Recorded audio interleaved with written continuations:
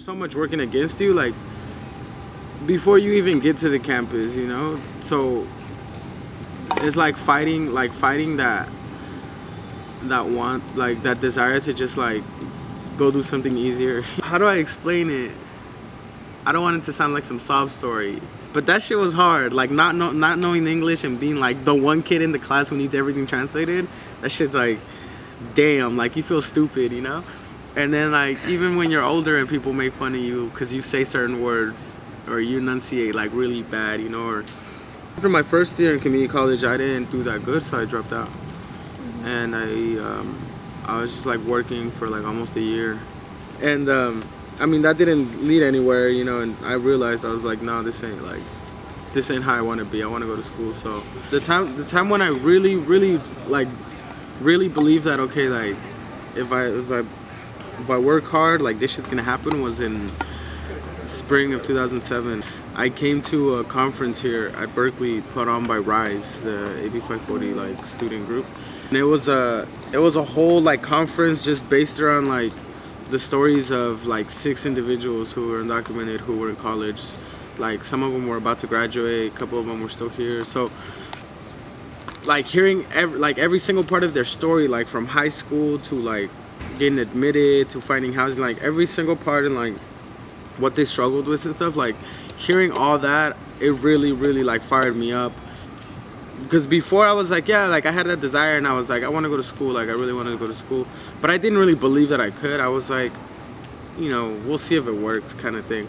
After that day, I was like, no, I want to go to school, and like I felt a little more in control. Like, okay, now I know how to do it, you know, now I know what's up. And like after that, I went back and like I was already doing good in school, but I did even better. Like I went like on a step beyond just studying and doing good in school, and actually like really like hands-on, you know, like taking kind of like my college future into my hands. My family, like even they had doubts, you know, like, well, you don't have papers, how are you gonna do it, this and that, you know. So that was kind of like the interesting part, is that they've always supported me, even though they don't always understand exactly like how it is I'm at school and what it is I'm doing, you know. Because even when they ask me like, what are you majoring in, like ethnic studies in Spanish, like when you translate it, it just doesn't really sound like, it's like estudios étnicos or something. Like it doesn't even have a flow to it. So every single time I'm having to explain like, nah, this is what it is and this is, you know. So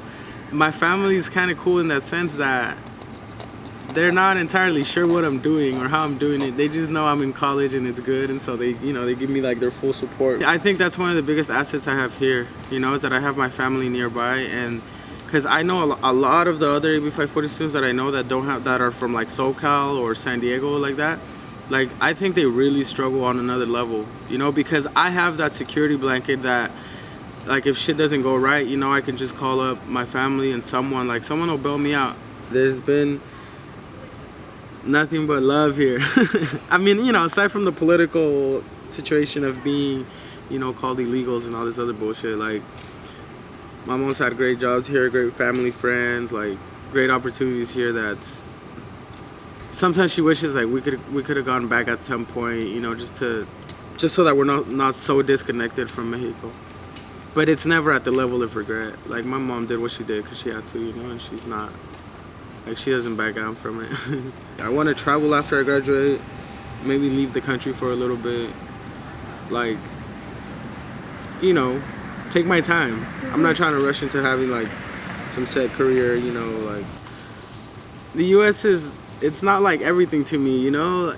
I'm not that kind of person that's like, oh, the American dream, like this is where I have to, you know, it's either like the US success or like failure, you know. Like it's not that black and white for me.